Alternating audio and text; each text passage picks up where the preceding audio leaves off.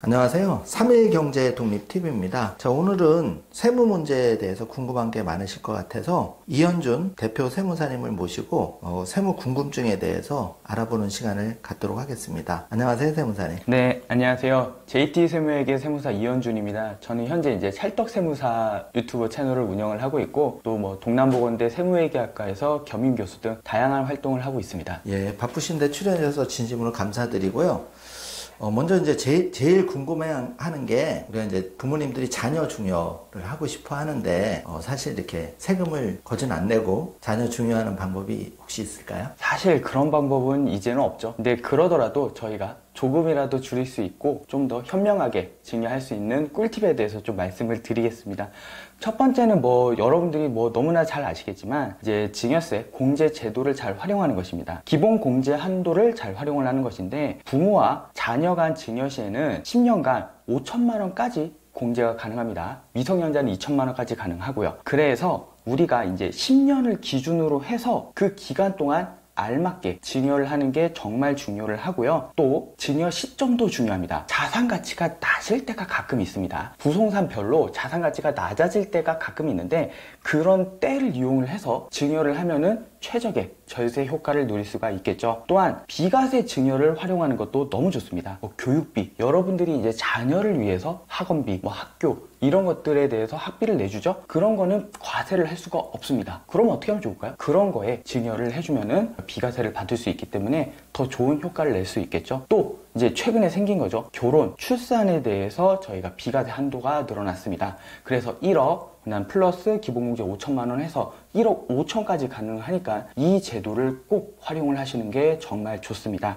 그 다음에 가끔 이걸 물어보세요. 저희 5천만 원까지만 하면은 증여세 신고 안 해도 되는 거예요? 라고 물어보시는데 맞습니다. 맞기는 한데 법상으로는 신고를 무조건 하라라고 되어 있고요. 또 추후에 어떤 문제가 생길 수 있기 때문에 저는 신고를 꼭 하라라고 말씀을 드리고 있습니다. 네, 그럼 신고할 때 셀프 신고를 해도 되지만 신고가 어렵거나 조금 헷갈리시는 부분이 있다 이러면은 세무사님 사무실로 상담하면 좋겠네요. 네, 맞습니다. 그러더라도 저는 저를 통해서 하시는 것보다 요즘에 홈택스 진짜 잘 돼 있거든요. 그래서 홈택스 가셔가지고 한번 신고를 해보시는 것도 저는 좋은 선택이라고 봅니다. 그러면 신고를 했는데 혹시 잘못되거나 그래도 안 신고한 것보다는 낫고 수정하면 되니까 그런 거죠? 맞습니다. 예. 그럼 요즘 현금으로도 많이 증여를 하려고 그러는데 은행에서 이제 그 ATM기라고 하잖아요. 거기서 현금으로 인출해서 이렇게 증여를 했을 때 한도 같은 게 있을까요? 이것도 한도라고 보기에는 좀 그렇고요. 일단은 제가 방금 말씀드린 그 법정 공제, 아까는 제가 직계 존속이 직계 비속한테 주는 경우 5천만 원까지만 말씀을 드렸는데 조금만 더 확장을 해서 말씀드리면은 배우자 간에는 6억까지 가능하고요. 그 다음에 직계 존속 위로 가는 거 5천만 원, 아래로 비속으로 가는 거 5천만 원, 그 다음에 기타 친촉으로 가는 거 1,000만 원까지 가능하거든요. 이거를 통해서 저희가 현금으로 뽑아서 다른 사람한테 주는 거는 괜찮습니다. 이것도 마찬가지로 10년 단위로 공제 한도가 갱신이 되기 때문에 그 제도를 활용을 하시면 좋습니다. 그리고 현금 증여의 투명성이라는 게 정말 좀 중요합니다. 어쩔 수 없이 요즘에는 전산이 정말 많이 발달을 했어요. 그래서 국세청이 다 보고 있습니다. 여러분들이 인출을 하시죠. 그럼 그거 현금으로 가져오기가 조금 힘들잖아요. 그러면은 가져가는 수증자가 그거를 통장에 넣을 수밖에 없습니다. 그거를 다 크로스 체킹을 하고 있습니다. 그래서 여러분들이 조금 조심을 하셔야 되고 금융거래기로 좀 잘 관리를 해두시는 게 좋습니다. 그리고 현금을 인출을 하셔서 우리가 신고를 해야 되는데 그걸 언제까지 해야 되냐 하면은 증여 받은 날로부터 3개월 이내에 신고 납부를 해야 되니까 그 부분 좀 조심을 해주시고요. 그 다음에 현금 증여시 뿐만 아니라 일반 증여시 조금 꿀팁을 말씀드리면은 시기별 전략이 되게 중요합니다. 뭐냐면은 세법 개정 전 또는 후에 세법이 많이 바뀌기 때문에 그거를 잘 고려하시면 좋아요. 최근에 있죠? 상속세 많이 바뀌고 있죠. 바뀔 예정이죠. 상속세만 바뀌는 게 아니라 제 생각에는 증여세까지 아마 바뀔 거라고 저는 보고 있습니다. 그럼 어떻게 돼요? 저희 지금 이제 증여세가 어떻게 바뀌는지 그런 것들을 잘 보면서 앞으로 대비하면 좋겠죠. 그래서 그 부분 바뀌는 것들이 좀 어렵게 바뀌고 그럴 수 있으니까 찰떡세무사 저를 통해서 많이 정보를 알아가시면 좋을 것 같습니다. 예. 또 어떤 분들은 이제 현금 증여를 표 안 나게 200만 원, 300만 원, 500만 원 이렇게 뽑아서 그냥 현금으로 계속 쌓아두면은 안 걸릴 거다 이렇게 하는데 사실은 세무사님 말씀대로 정상적인 범위 내에서 하는 게 좋겠죠. 맞습니다. 처음에 200만 원, 300만 원은 맞습니다. 안 걸릴 수 있어요. 근데 이게 쌓이면요 금액 단위가 달라집니다. 그랬을 때는 감당하기 버거운 세금이 나올 수가 있습니다. 그런 점은 좀 유의해야 되고 우리가 정확하게 좀 알고 있어야 되는 부분이라고 생각이 되고요. 그다음에 그 부모가 그 자녀가 이제 사업을 한다고 해서 명의를 빌려주거나 이런 경우가 있잖아요. 그런 경우에 혹시 뭐 기초연금이 끊긴다든지 문제가 생길 수도 있는 소지가 있다고 들었는데 혹시 그런 데에 대해서 조심할 점, 불이익 같은 게 있나요? 네, 맞습니다. 일단 이제 부모님이 실질적으로 사업을 하시는데 자녀의 명의로 이제 사업을 하시는 경우가 꽤 많습니다. 뭐 여러분들도 아마 주위에 뭐 그런 분들 많이 아실 건데 법적으로는 되게 위험한 행동입니다. 먼저 이걸 명의 대여라고 저희가 말을 하거든요. 명의 대여를 하게 되면은 세법상은 실질과세 원칙에 의해서 명의하고는 관계없이 실질적으로 일을 하고 소득을 벌어들인 자한테 과세를 하고 있어요. 이거를 국세청은 되게 안 좋게 보고 있습니다. 그래서 이거는 조세를 회피하고 그 다음에 조세를 탈세하는 행위이기 때문에 세무당국에서는 이런 부분에 대해서 조세범 처벌법을 이용을 해서 가능한 경우 형사처벌까지 하고 있습니다. 정말 안 좋은 부분이고 또 가산세 부분도 엄청 안 좋아요. 일반적으로 우리가 신고를 뭐 잘못하거나 안 했다라고 하면은 10% 또는 20%거든요. 이런데 부당행위 같은 경우에는 40%까지 가산세가 올라갑니다.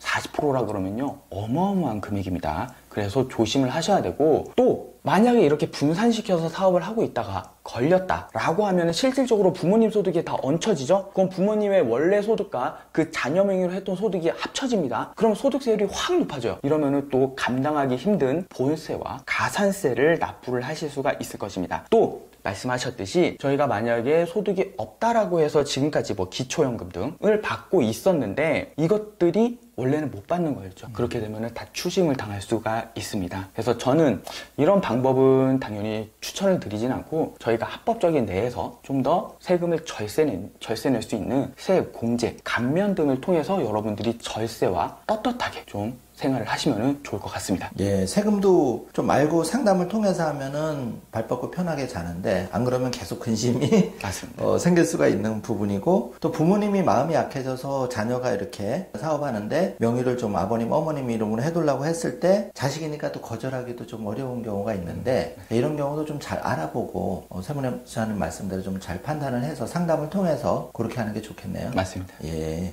자, 그러면 이제 요즘 뭐 70%까지 기초연금을 많이 받는데 실제로 이렇게 명의대여를 통해서 탈락하신 분이 굉장히 많다고 들었거든요. 네, 맞습니다. 예. 그러니까 기초연금도 지금 35만 원, 또 부분은 52만 원인데 이런 부분 정말 조심하셔야 될 것 같아요. 그죠? 맞습니다. 예. 잘 들었고요. 그다음에 요즘 이제 귀농귀촌이 좀 많이 늘면서 그 시골 토지를 좀 한번 구입을 해볼까 이런 분들이 많은데 시골 땅을 살 때 세금 관계나 뭐 이렇게 내가 농사를 지었는지 안 지었는지 여기에 따라서 세금이 달라지는 부분이 있나요? 네, 맞습니다.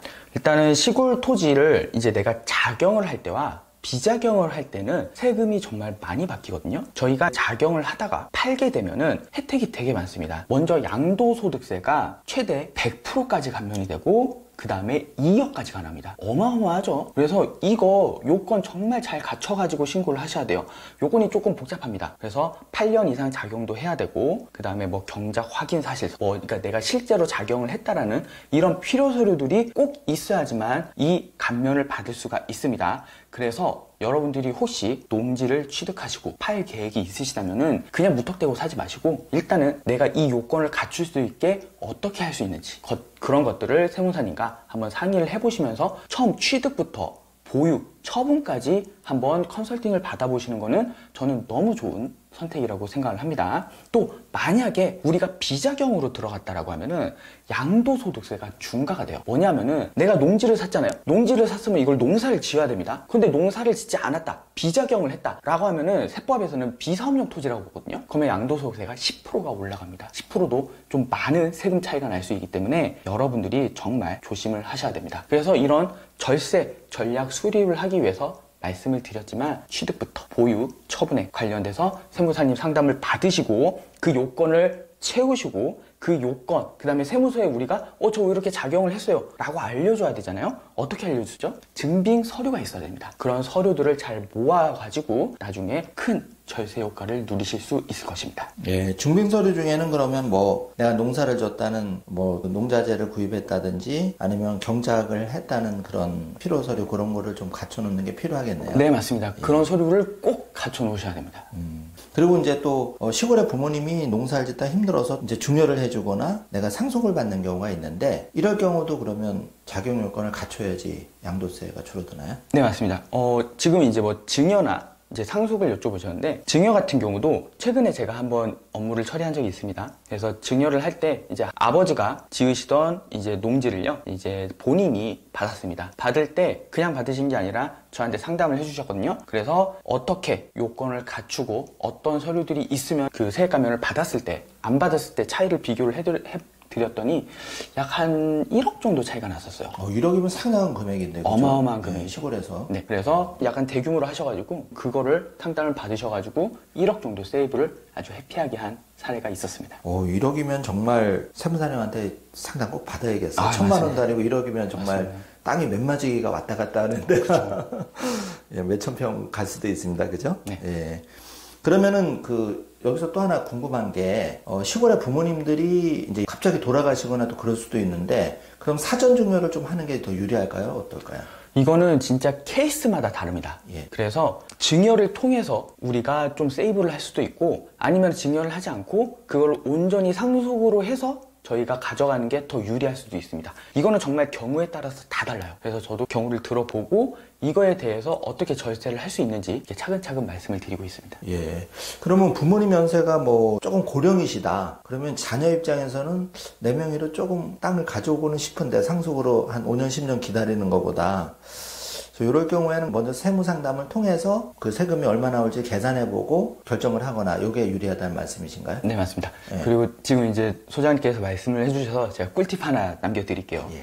뭐냐면은 딱 보면은 올라갈 것 같은 토지 같은 게 있어요. 부동산 지가가 상승할 수 네. 예. 그런 경우에는 좀 빨리 해주시는 게 좋습니다. 왜냐하면은 증여를 하잖아요. 그러면은 만약에 지금 부동산이 있다. 근데 이게 지금 10억이에요. 근데 부모님이 가지고 계신데 이게 지금 막 재개발이 될 것 같고 어떤 수용이 될 것 같고 뭐 어떤 막 이슈가 있을 것 같습니다. 거기 살다 보면 그런 거 이렇게 느끼잖아요. 그러면은 빨리 증여를 하셔야 됩니다. 왜냐하면은 증여를 하게 되면 그때 당시의 시가로 가요. 그리고 그게 나중에 상속이 발생을 한다. 그러면은 이 지금의 시가를 갖다 써버립니다. 그러면은 지금 10억이었다. 나중에 상속받을 때 20억 있다. 라고 해도 저는 10억의 가치로 상속세를 내는 겁니다. 그러면 어마어마한 세이브가 들어가는 거고요. 실제 제가 이 컨설팅을 이용을 해서 제가 지금 막 이거 다 말씀을 드리고 싶은데 또 개인정보가 있어서 말씀 못 드리는데 최대 40억까지 제가 세이브한 경우가 있었습니다. 와, 40억까지요? 네. 와. 그래서 이게 상속세로 들어가니까 이제 지방청 조사까지 잘 마무리가 된 사례거든요. 그래서 제가 40억까지 한번 세이브를 시켜드린 적이 있습니다. 아니, 근데 저희 채널을 보시는 또 그 전국에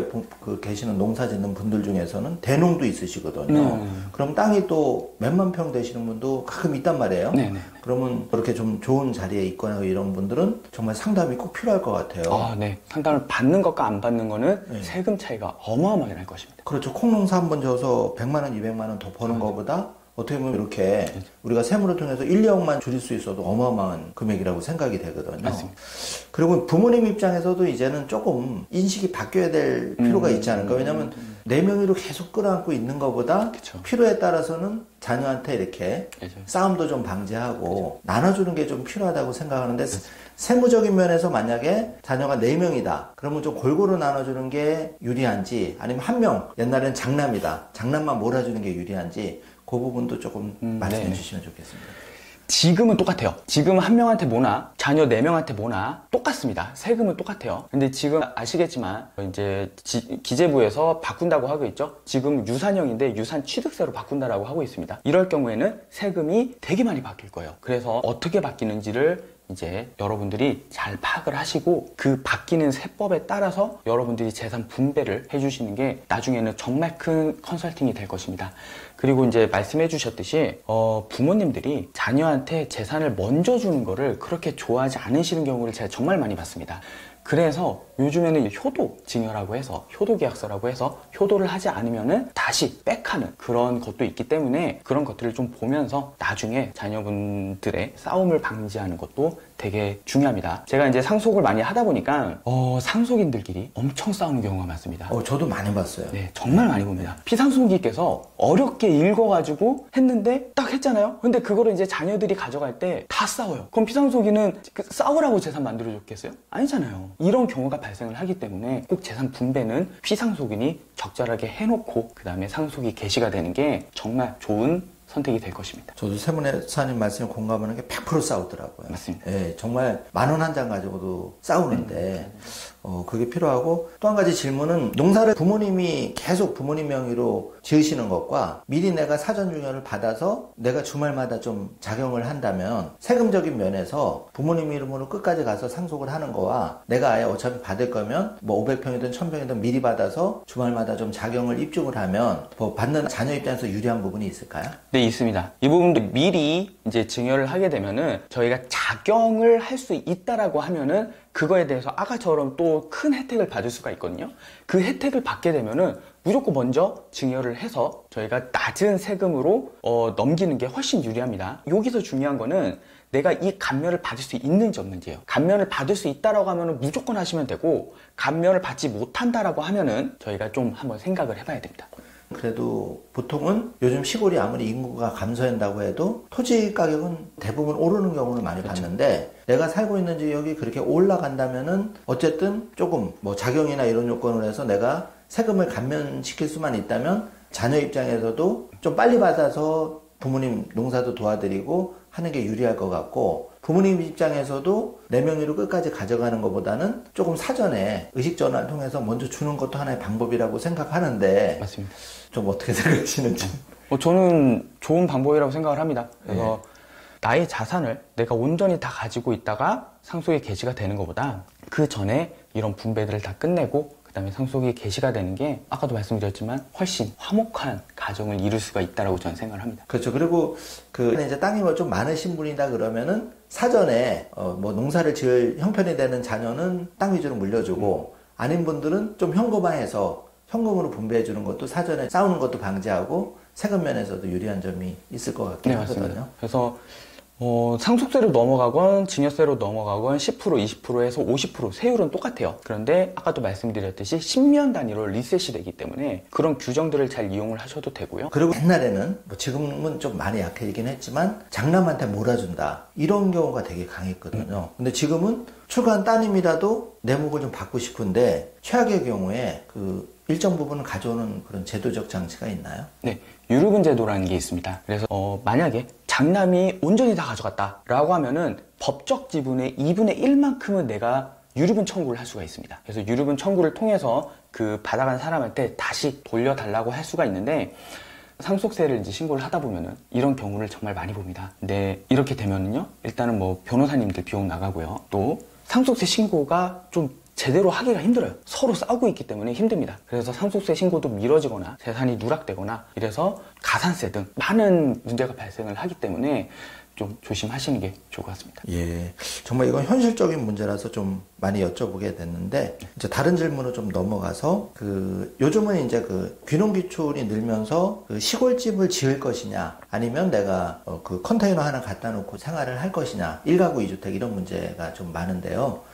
만약에 서울이나 수도권이나 도시에 이제 집이 한 채 있고 농촌에 가서 집을 한 채 지은다고 했을 때 세금이 많이 발생하나요? 네, 차이가 많이 날 수가 있습니다. 그래서 어떤 부분이 제일 많이 나냐면은 양도소득세 문제가 제일 많이 발생을 하는데, 일단은 집이 두 채가 되는 거잖아요. 서울에 한 채 있고 지방에 한 채 있다. 그럼 집이 두 채가 되는 거니까 우리 1세대 1주택 비과세가 깨질 수가 있습니다. 비과세가 깨져버리면은 일반 세율로 들어가거든요. 그래서 비과세가 되느냐, 일반 세율이 적용이 되느냐, 그 다음에 혹시라도 나중에 중과세가 적용이 되느냐에 따라서 세금이 너무 바뀌기 때문에 특히 첫 번째, 이거를 제일 중요시 여기셔야 돼요. 비과세 혜택이 깨지는지 안 깨지는지. 두 번째는 장기보유 특별공제입니다. 우리가 비과세를 받게 되면 최대 80%까지 장기보유 특별공제가 적용이 될 수가 있는데, 기본 세율로 빠져버리면 최대 30%까지밖에 적용이 안 됩니다. 엄청난 차이죠. 그래서 비과세가 되는 거와 안 되는 거, 이거를 꼭 염두를 해주시면서 하셔야 되고, 비과세가 될 수가 있는 경우가 있는데요. 첫 번째는 일시적 2주택 비과세를 받을 수가 있습니다. 일시적으로 내가 2주택이 돼서 그 다음에 기존 주택을 3년 이내에 팔았다 라고 하면은 비과세가 적용이 가능합니다. 또 제일 큰 게 뭐냐면은 이 지방에 있는 집이 농어촌 주택으로 빠질 수가 있어요. 농어촌 주택은 이제 소득세법상 농어촌 주택, 그 다음에 조세특례자무상 농어촌 주택, 이 두 가지가 있는데 이 두 가지에 해당을 하게 되면은 주택수에 포함을 안 시켜서 1주택으로 봐버립니다. 이런 경우는 비과세 혜택이 적용이 될 수가 있기 때문에 지방에 있는 집이 농어촌 주택인지 여부도 판단을 하시면서 취득을 하시면은 큰 혜택을 받을 수 있을 것입니다. 예, 그런 경우에 내가 임의로 시골에 내려가서 덜컥 집부터 만약에 의욕적으로 좀 짓는다 하면은 자칫 잘못하면 그런 케이스에 안 되는 경우에 2주택이 되니까 중과가 나올 수 있는 거잖아요. 그렇죠. 그러면 그런 경우에 좀 내가 헷갈린다 그러면 무조건 일단 좀 상담을 먼저 통해서 몇 천만 원을 절약할 수 있는 방법이겠네요. 맞습니다. 예. 이것도 실제 제가 이제 조세 불복까지 간 사례인데, 이 분이 서울에 다가구 주택을 하나 가지고 계시면서 시골에 문막 쪽에 집을 하나, 그냥 진짜 시골에 있는 집을 하나 사셨는데, 이거를 이제 저는 농어촌 주택이라고 이제 주장을 했고, 세무서에서는 농어촌 주택이 아니다라고 주장을 했습니다. 근데 이거를 뭐 저한테 처음부터 이 주택을 살 때 이게 돼요 안 돼요 물어보신 게 아니라 그냥 덜컥 사시고 추후에 문제가 생겼을 때 이제 막 싸운 사례라서 제가 방어를 못해서 진 케이스가 있습니다. 그래서 이걸 만약에 제가 처음부터만 했으면은 그게 2억 4,500 나왔거든요, 세금이. 그래서 아깝죠. 진짜 아까운 케이스가 너무 많습니다. 그래서 꼭 상담을 받으시면서 진행을 하시면 좋을 것 같습니다.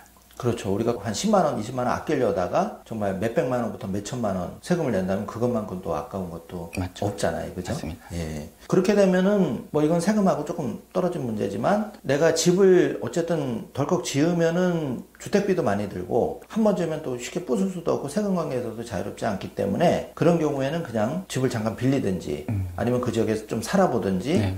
정 아니면 컨테이너나 요즘은 그 체류형 쉼터가 있다고 들었는데 그거는 주택수로 안 들어가는 거죠. 컨테이너는 좀 위험합니다. 컨테이너는 혹시라도 주택수에 포함이 될 수 있기 때문에 그건 조심하셔야 되고. 아, 컨테이너도 들어갈 수 있어요? 주택수에? 내가 사람이 살기 위해서, 그러니까 사는 환경이 갖춰져 있으면 주택으로 봐버립니다. 그러면 그 컨테이너를 내가 소유를 하고 있고 거기에 뭐 등기등이 안 돼 있다라고 하더라도 이제 국세청에서는 이 항공비를 봅니다. 쭉 봤는데 거기에 컨테이너가 있고 내가 거기 살고 있다라고 하면은 혹시 잘못하면은 주택수에 포함이 될 수 있기 때문에 그거 조심하셔야 됩니다. 그럼 예를 들어서 주말에만 좀 월에 뭐 1, 2회만 가고 근데 그걸 주택으로 네, 그것도 되게 이슈가 될 수 있는 부분이라서 예. 그것도 조금 조심하시는 게 좋을 것 같아요. 그러면 땅굴을 파고 출입을 해야 네, 컨테이너는 처음 제가 들어서 그런 부분도 조심은 해야 되겠네요. 네네. 그러니까 주택수 포함이 정말 중요한 문제인데 네. 주택이라는 거는 내가 이제 실제로 살 수 있는 공간이라고 하면 주택으로 보기 때문에 정말 조심하셔야 돼요. 그럼 그런 주택수에서 만약 포함을 시키려면 고지서나 재산세를 부과를 해야 될 텐데 그런 거 없이 그냥 국세청도 만약에 주택수로 주장을 하면 서로 다툼의 여지가 있을 수 있겠네요. 그렇죠. 그걸로 가지고 이제 조세 불복이 많이 일어나는 예. 겁니다. 뭐 평상시에 가만히 있다가 네네. 항공 사진 보고 그냥 2주택으로 해서 세금 내놔라 그러면 상식적으로는 불복할 것 같은데요. 그러면 이제 그 서울에 집이 한 채 있고 예를 들면 지방에 이제 어쨌든 집을 부모님 집을 하나 물려받았다. 자, 이런 경우에 1가구 2주택이 일시적으로 된 경우도 있잖아요. 네, 맞습니다. 자, 그런 경우에는 그럼 중과를 피할 수 있는 방법이 혹시 있을까요?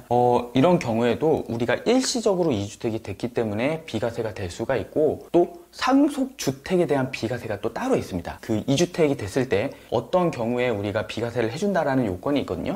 이 요건도 잘 검토를 해보시면서 신고를 하셔야 돼요. 이것도 제가 또 얘기를 들으니까 안타까운 사례가 있었는데 이거는 해피하게 끝난 사례입니다.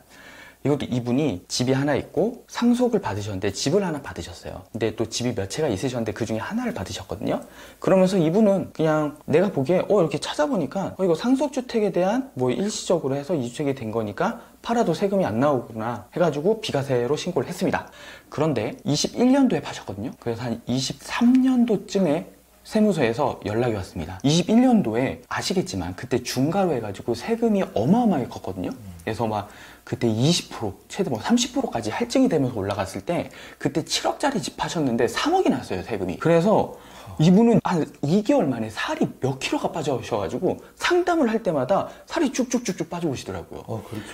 돈이 없으니까. 이거 만약에 세금 3억 내라 그러면은 난리가 나는 겁니다. 그렇죠. 그 사람은 그냥 집 팔고 어디 가서 살 데도 없는 거예요. 이래가지고 정말 저도 그 사건을 수임을 하고 저도 잠이 안 오더라고요. 그래가지고 왜 이런 사례가 발생했냐 그러면은 상속주택에 대해서 이제 뭐 비과세를 해주는 게 있는데 이게 좀 복잡합니다. 그래서 이분은 사실 이 상속 때문에 주택이 비과세가 안 되는 건 맞았어요. 국세청의 입장이 맞았습니다. 그런데 저는 그거 외에 다른 비과세 요건을 가지고 와서 맞아요. 국세청이 말하는 이건 안 되는 거 맞는데 요거가 되기 때문에 우리는 비과세가 됩니다. 라고 해서 제가 3억 정도를 한 2주일 만에 없애드린 경우가 있었습니다. 와, 대박인데요? 네, 그래서 3억 같으면 진짜 어마어마한 건데. 네, 금액 단위가 다르죠.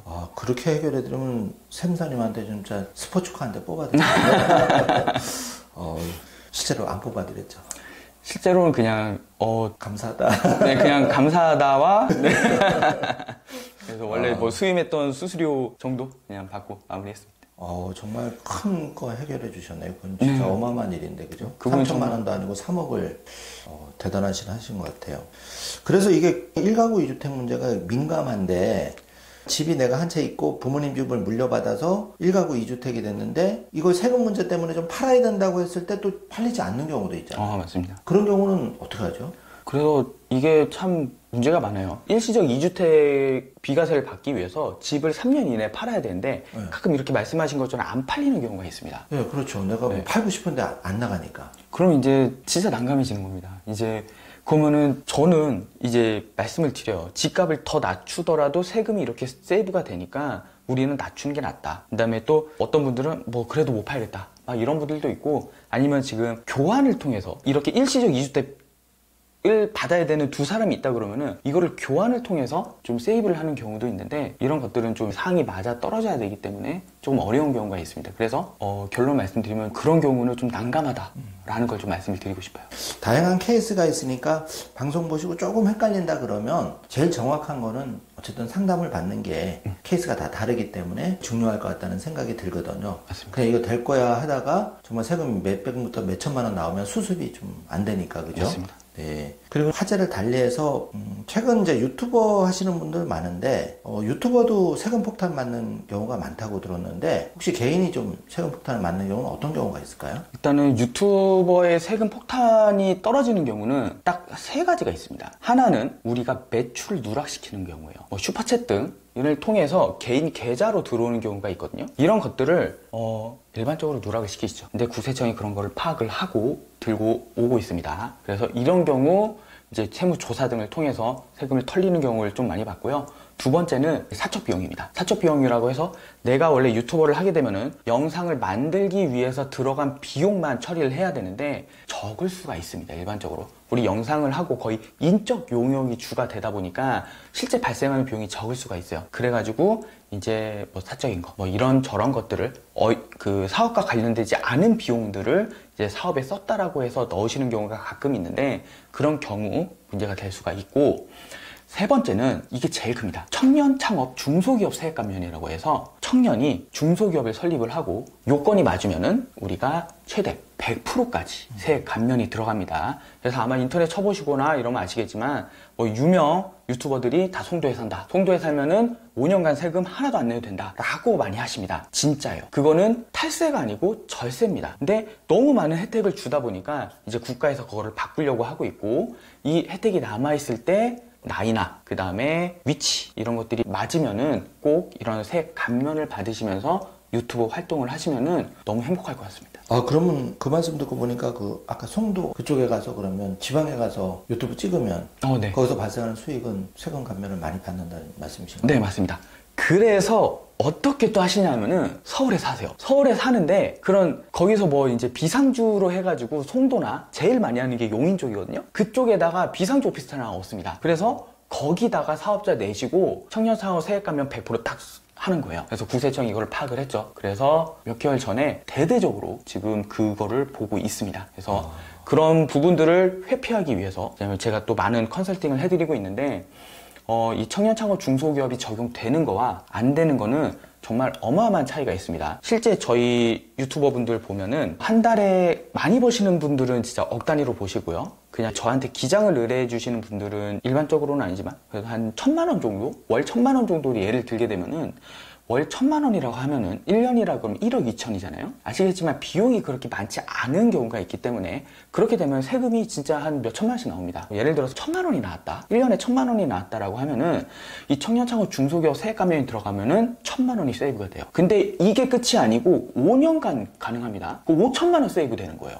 그래서 처음에 이 사업자를 어디다 내느냐, 어떻게 내느냐에 따라서 5천만 원이 세이브가 될 수 있는 거기 때문에 여러분들 사업자 그냥 내지 마세요. 꼭 상담을 받으시면서 내시길 바라겠습니다. 이건 정말 대단한 꿀팁이라고 생각이 되고요. 개인으로 유튜브를 하다가 이제 법인으로 좀 전환하는 분들, 전환을 해야 되는 분들, 세금적으로 어떤 분들이 좀 있을까요, 그러면? 이 부분은 세무사님들마다 조금 달라요. 그래서 뭐 연매출 억 단위가 되게 되면 뭐 바꾸면 좋다, 뭐 아니다, 뭐 이렇게 말씀을 해주시는데 저는요, 법인 전환을 그렇게 추천을 드리진 않습니다. 왜냐하면은 세금적으로만 보면은요, 일단은 개인으로 번다라고, 개인 사업자로 본다라고 해볼게요.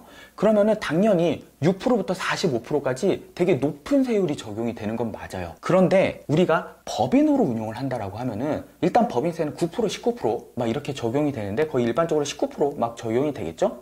거기서 끝이 아닙니다. 법인이 돈 버는 거예요. 실질적인 목적은 여러분들 개인이 돈을 가져가는 게 최종이잖아요. 그러면은 법인에서 내가 또 돈을 또 가져와야 돼요. 그럼 소득세가 또 발생합니다. 그럼 법인세, 소득세가 발생하기 때문에 비슷하진 않지만 그래도 비슷하게 떨어집니다. 그래서 세금만 가지고 내가 법인 전환을 할래 라고 하는 거는 정말 저는 추천을 드리지 않습니다. 그거 말고 법인을 통해서 또 돈을 벌어서 어떤 다른 거를 많이 할까, 아니면 계속 반복적으로 어떻게 할까, 상속으로 들어가서 이 비상장 주식을 통해서 어떻게 절세 효과를 누리고 내 자녀들한테 부를 이전을 할까, 이런 것들을 생각을 하시면서 법인 전환을 하는 건 저는 맞지만 단순히 세금만 가지고 하는 거는 추천드리지 않습니다. 단 저희가 이제 성실사업자라는 게 있거든요. 성실신고 대상자는 세금 신고가 좀 빡빡해집니다. 그래서 그거 되기 전에만 우리가 법인 전환을 하면 좋겠다라고 말씀을 드리고 있습니다.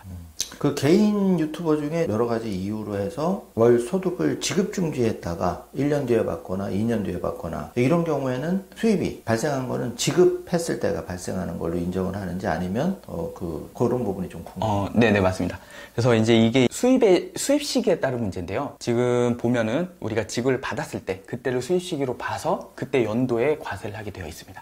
그럼 발생은 실제로 뭐 2024년에 됐다 하더라도 2026년에 내가 사정이 있어서 그때 한목에 받으면 2026년 소득으로 네, 잡힌다는 거네요. 네.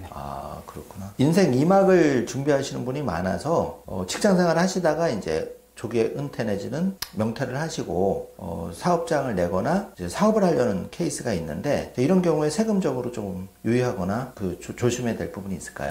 네. 일단은 이제 뭐 근로자로 계시다가 뭐 이제 퇴직을 하시고 이제 새로운 이막을 통해서 뭐 사업을 하시거나 또 이런 유튜버를 하시거나 이렇게 준비하시는 분들이 되게 많습니다. 또 이런 경우뿐만 아니라 근로자로 있으면서 N잡이라고 하죠. 그 N잡을 통해서 뭐 유튜브도 하시고 뭐 구맹대도 하시고 되게 다양한 사업을 같이 할 수가 있거든요. 이런 경우에는 근로자로 있을 때보다 되게 복잡한 세금 문제가 생깁니다. 근로자로 있으면은 우리는 2월 달에 하는 연말정산만 신경 쓰면 돼요. 그럼 알아서 그냥 다 해결이 되거든요.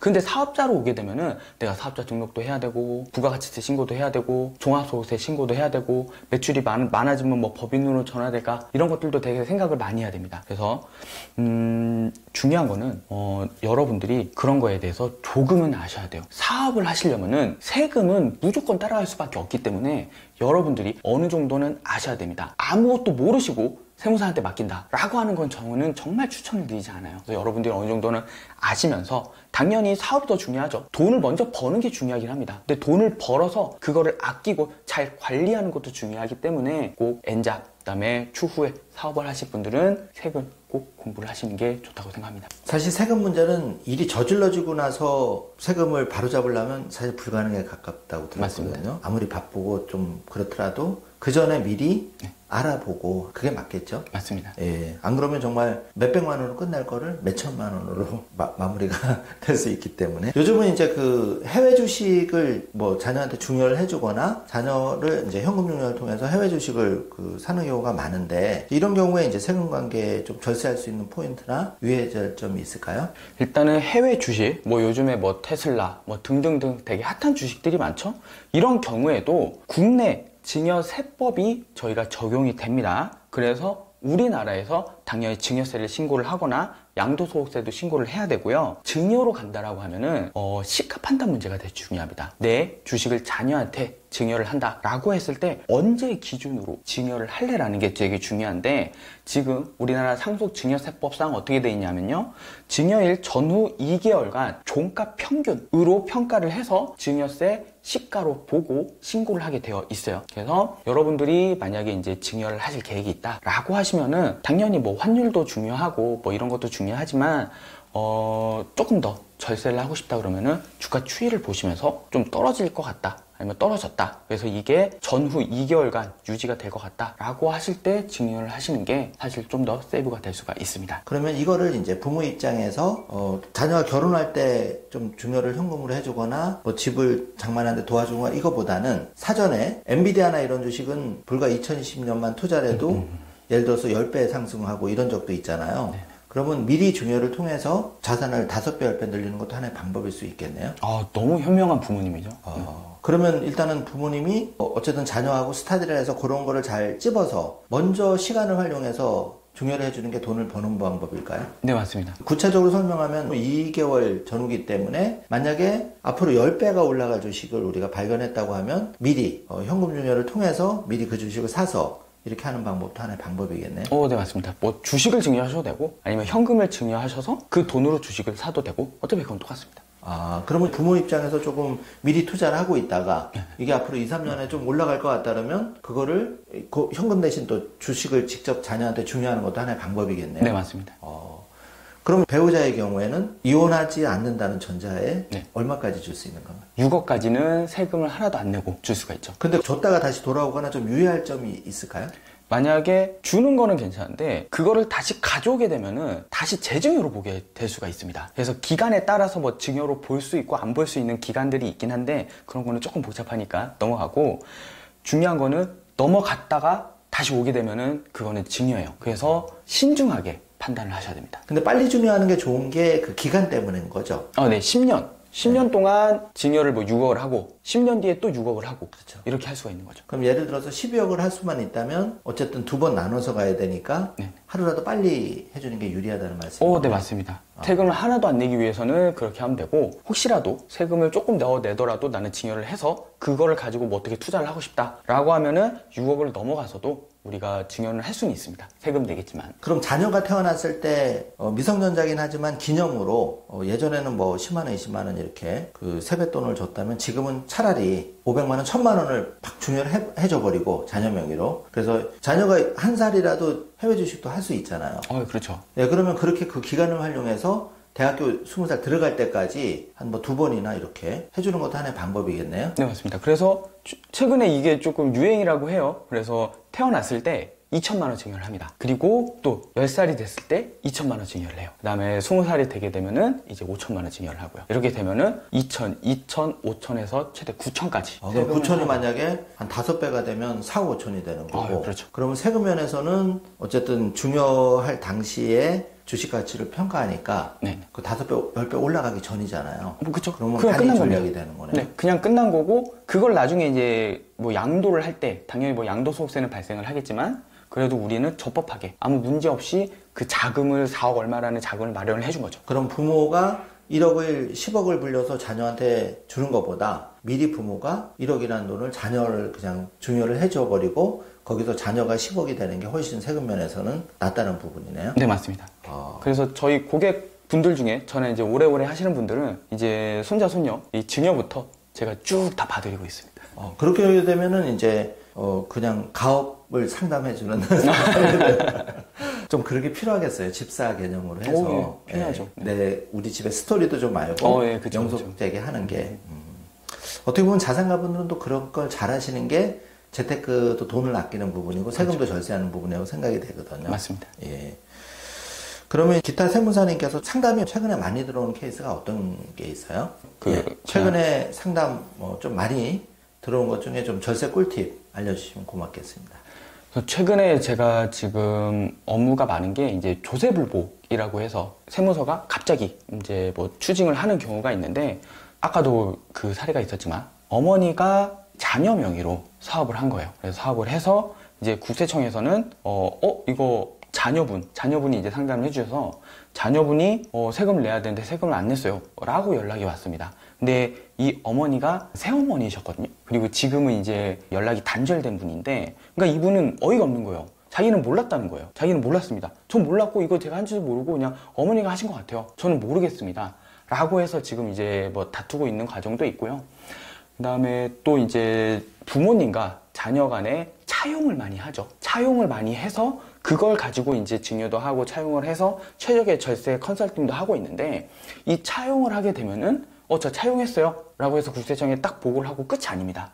거기서 이제 국세청은 사후관리가 들어가서 차용했으니까 잘 갖고 있어요? 뭐 어떻게 하고 있어요? 어떻게 돈 벌어서 어떻게 잘 갖고 있어요? 이런 거 많이 이제 소명을 하라고 나오거든요. 이런 것들을 추후에 잘 관리를 하셔야 됩니다. 그냥 차용하고 다 끝났다, 이제 끝났네 라고 생각을 하시면은 나중에 진짜 큰일 날 수 있습니다. 차용이라고 봐가지고 잘 넘어갔잖아요. 나중에 그거 다시 증여로 봐버려요. 그럼 그때 세금, 가산세 정말 어마어마하게 나올 수 있기 때문에 세금은 지금 상담으로 끝나는 게 아니고 앞으로 계속 내가 살아갈 때 동안은 계속 발생을 할 거기 때문에 여러분들 친근한 세무사가 옆에 있어가지고 같이 의논을 하면서 같이 재산 관리를 해나가면서 같이 성장하면 좋을 것 같습니다. 최근에 그냥 월세 받으려고 오피스텔이나 이런 걸 여러 채 하시는 분도 있는데, 이럴 경우에 임대사업자를 등록해서 하는 경우가 있고 안 걸리겠지 하고 그냥 하는 경우도 있을 것 같은데 이런 경우에는 어떻게 하는 게 절세를 할 수 있는 부분인가요? 일단은 최근에는 정말 전산이 많이 발달을 하고 있죠. 그리고 임차인들이 신고를 안 하면은 좋지만 임차인들도 비용 처리를 해야 되고 또는 월세액 공제 이런 것들이 들어가야 되기 때문에 집주인하고 합의하에 들어가는 경우도 있고, 집주인 허락 없이 그냥 뭐 계약서에는 저 안 할게요 라고 하고 나중에 세금 빵 맞으니까 이제 세금 너무 많이 내야 되니까 집주인 모르게 그냥 쓱 넣어버리는 경우가 있습니다. 그럼 국세청은 여러분들의 매출을 알게 되는 거예요. 그래서 나중에 크로스 체킹을 했을 때 내가 신고가 안 들어가면은 이제 세금 추징이 나오고 그것 때문에 많은 문제가 생길 수가 있기 때문에 최적의 절세는 일단은 국세청이 하라는 대로 하는 겁니다. 국세청에서 매출 신고하라 그랬으면 매출 신고하고, 그 다음에 비용 잘 넣으라 그랬으면 잘 넣고, 그게 저는 최적의 절세고, 그 후에 세액 공제나 감면 등을 통해서 절세를 할 수 있는 방안을 찾는 게 맞습니다. 예. 세무사님께서는 100만 유튜버나 굉장히 유명인들도 많이 상담을 하신 걸로 아는데 100만 유튜버 소득이 몇억 이렇게 되는 분들 중에 세금을 크게 맞은 분들도 있으시죠? 뭐 몇 억이 아니라 그분들은 뭐 몇십억 이상으로 가시는 분들인데 없습니다. 왜냐하면 제가 잘 관리를 하고 있기 때문에 제가 관리하는 분들은 문제가 지금까지 발생한 적은 없었고, 얘기는 들은 적이 있어요. 얘기는 다른 분들의 이제 유튜버 분들 얘기는 들은 적이 있는데, 일단은 매출 누락이죠. 네. 애드센스 수익이 발생을 하잖아요. 그것들을 예전에는 국세청이 잘 파악을 못했습니다. 그래서 그걸 많이 누락을 시키고 우리 국내에서 발생하는 것들만 신고를 했었는데, 지금은요 그냥 장난 아니게 진짜 그냥 수집을 쫙 해가지고 신고 딱 안 들어오면 몇 달 뒤에 이거 왜 신고 안 했어요 라고 날라오고 또 있거든요. 그래서 그런 경우 애드센스 수익이 5년간 발생한 거 확 추징을 해가는 경우를 봤는데 세금 단위가 어마어마하죠. 그래서 그런 부분들 좀 조심을 하셔야 됩니다. 예. 최근에 이제 해외 주식 투자자들이 늘면서 이제 해외 주식 양도 차익에 대해서 신고를 하라고 이제 뭐 문자나 이렇게 안내가 오는데, 금액이 크지 않아서 그냥 무시하고 넘어가는 경우도 많이 있는데, 이런 경우는 반드시 하는 게 유일할까, 아니면 그냥 넘어가도 나는 금액이 크지 않으니까 관계없는 거 아닐까요? 일단은 법상으로만 말씀을 드리면은 당연히 납부할 세액이 있다라고 하면은 신고를 하는 게 맞고요. 그거에 따라서 나중에 저는 소명이 됩니다. 만약에 주식을 뭐 조금이지만 제가 팔아서 이익이 생기잖아요. 그거를 가지고 주택을 사거나 뭘 할 때 자금 출처에 대한 소명이 될 수가 있어요. 근데 아무런 신고를 안 해버리면은 나는 돈을 벌지 않은 겁니다. 세금 당연히 지금은 내지 않았지만 나중에 자금 출처에 대한 조사를 맞을 수도 있고 다양한 케이스가 생길 수가 있기 때문에 일단은 저는 하라라는 거를 좀 추천을 드리고 있습니다. 보통 뭐 1, 20만 원 예상이 돼서 아까워서 안 하는 경우보다는 하는 게 맞다는 말씀이신 거네요. 그래도 하는 게 맞고요. 근데 당연히 뭐 어떻게 될지 모르겠지만 1, 20만 원 가지고는 국세청에서 뭐 그냥 바빠서 안 나오지. 넘어갈 수도 있습니다. 네. 그리고 이제 비트코인이나 암호화폐 투자자들도 최근에 많은데 이분들에 대한 과세는 어떻게 되는 건가요, 지금 정확하게? 일단은 그 가상자산에 대해서 많은 분들이 세금을 안 내도 돼 라고 생각을 하시는데 그건 아니에요. 그건 아니고요. 유예된 거 아닌가요? 그래서 이렇게 예. 생각을 하시는 분들이 있어가지고 제가 조금 말씀을 드릴게요. 맞긴 합니다. 유예가 된 게 맞아요. 그건 뭐냐면은 소득세에서 유예가 된 거예요. 그래서 내가 사고 팔았을 때 그 양도 차익에 대해서는 아직 세금이 과세가 안 되는 게 맞습니다. 그런데 이렇게만 생각을 하시면은 가상화폐는 세금 하나도 안 내도 돼 라고 생각을 하시면 그건 틀린 거예요. 내가 가상자산을 증여를 하거나 상속이 일어나거나 아니면은 법인이 사고 팔았다라고 하면은 그거는 세금이 과세가 됩니다. 그래서 꼭 생각을 해두셔야 돼요. 가상화폐가 세금을 하나도 안 내도 되는 게 아니야 라는 게 아니고 소득세, 양도 차익에 대해서만 우리가 과세가 안 된다라는 것만 기억을 해두시면 될 것 같습니다. 그럼 어쨌든 가상자산 뭐 예를 들면 비트코인이나 뭐 이더리움이나 알트코인에 대해서 뭐 경우에 따라서는 10배가 될 수도 있고 그렇잖아요. 과거 사례 보면. 그런 경우는 갑자기 내가 1억을 해도 10억이 되거나 또는 뭐 1,000만 원대 1억이 되거나 이럴 수 있기 때문에 그 부분도 세분 상담이나 사전에 조금 정보를 가지고 하는 게 좋겠네요. 네, 맞습니다. 예, 안 그러면 정말 또 생각지도 않았던 세금이 나올 수 있으니까. 그렇죠. 예. 마지막으로 유튜브 하시는 분이 계속 늘고 있는데 그 유튜브를 그 개인적으로 하다가 뭐 소득이 중과되거나 이래서 법인을 만들어서 그 법인의 유튜브 명의를 뭐 팔거나 넘기고 그렇게 해서 세금을 절세하는 게 좀 많은지 아니면 개인으로 뭐 계속 하다가 이게 정말 커지면 법인화해서 이렇게 하는 게 유리한지 상담을 그런 걸 많이 해보셨을 것 같은데 그런 케이스가 있나요? 네, 맞습니다. 이제 유튜브 하시다가 처음에는 100, 뭐 월 500, 600 정도 시작하셔가지고 그냥 그때는 제가 그냥 개인으로 하시면서 그냥 이렇게 하시면 돼요라고 하다가 점점점 커져가지고 뭐 억 단위가 나오고 이런 분들이 있는데 그때부터 이제 많이 고민을 하십니다. 뭐 법인 전환을 해야 될지 말아야 될지. 그때 제가 첫 번째 판단을 하는 게 세액 감면이요. 청년창업 중소기업 세액 감면이 들어간다라고 하면은 100% 감면이 들어간다라고 하면은 일단은 그 5년 동안은 하지 마세요. 법인 전환 하지 마세요. 왜? 그대로 100% 감면이 되면서 나한테 싹 들어오기 때문에 그거는 법인 전환을 할 필요가 없는 거죠. 그런데 이제 그 후에 5년이 끝났는데도 그게 계속 유지가 된다라고 하면은 그때는 사업 확장을 위해서는 법인 전환을 하시는 것도 좋다라고 말씀을 드리고 그 다음에 또 그때 되면 성실사업자거든요. 성실사업자이기 때문에 이제 법인으로 전환을 하는 것도 좋은 방법이라고 말씀을 드리고 있습니다. 네.